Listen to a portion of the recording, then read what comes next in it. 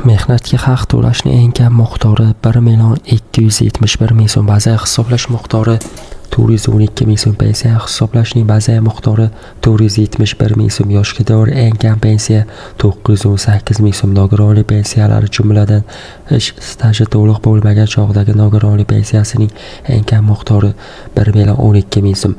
Mehnatga loyihasi fuqarolarga beriladigan nogironlik nafaqasi va bolaligidan nogironligi bo'lgan shaxslarga beriladigan nafaqa 1,12,000 so'm. Belgilangan yoshga doir eng kam pensiya miqdori 918,000 so'mdan 1,12,000 so'mgacha. Pensiya oluvchilarning yoshga doir pensiyalari 1,12,000 so'm. Zarur ish stajiga ega bo'lmagan keksa yoshdagi fuqarolarga beriladigan nafaqa 820,000 so'm.